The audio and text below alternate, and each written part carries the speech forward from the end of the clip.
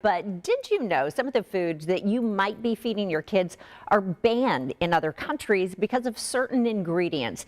So how are they allowed in the U.S.? I talked to an expert to find out if families should maybe be concerned about these very common foods.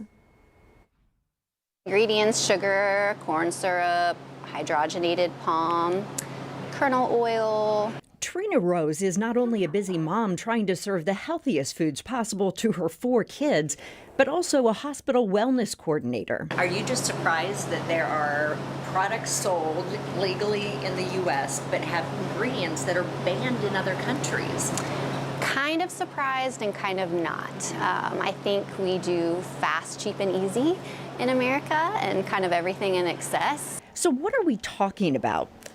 Skittles, Pop-Tarts, Gatorade. Oh, and those yummy Little Debbies.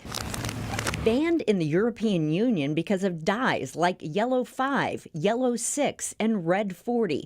The EU banned these artificial colors after scientific research indicated they could be harmful to health, especially to young children. We do allow GMOs here, but in most of Europe, they don't. Amanda Deering, an associate professor at Purdue's job is food safety. I could see how that would be alarming, that, how come Europe doesn't allow something that we eat every day? And I could see the concern, but I think too, it's all about how much of that chemical that could actually cause illness. Coffee Mate, Ritz crackers, those warm buttery Pillsbury biscuits, all banned in Switzerland, Austria, Hungary, Iceland, Norway, and Denmark because of trans fats like partially hydrogenated soybean and cottonseed oils. Wheat thins and cereals like Frosted Flakes banned in the United Kingdom, Japan, and parts of Europe because of a chemical called BHT, a flavor enhancer.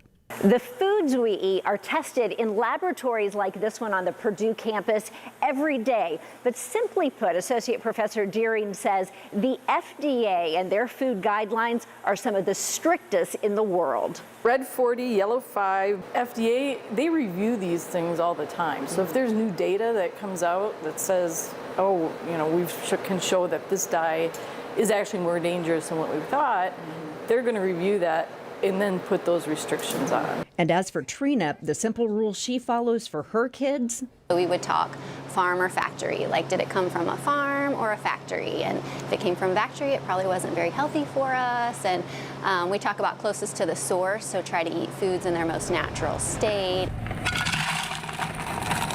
Very smart. Now, we did reach out, of course, to the FDA for comment. They gave us this statement. All food additives and color additives are subject to FDA approval before they may be used in food and require pre-market evaluation before marketing. Federal regulations require evidence that each substance is safe at its intended level to use before it may be added to food. So, we talked to several people that said we, hands down, have the safest food supply in the United States. But again, I mean, this Little Debbie has, Could I borrow those? You may absolutely have. This is the one that got me. The red dye coffee creamer. I was like, oh no, because I would drink a gallon of that a month there. So for whatever it's worth, just be mindful. You're going to have to eat a lot of this in a long period of time before, if anything, might happen. Excellent piece. Just look at ingredients and be more mindful. I liked when she was like farm or factory. I'm like, we could all use that.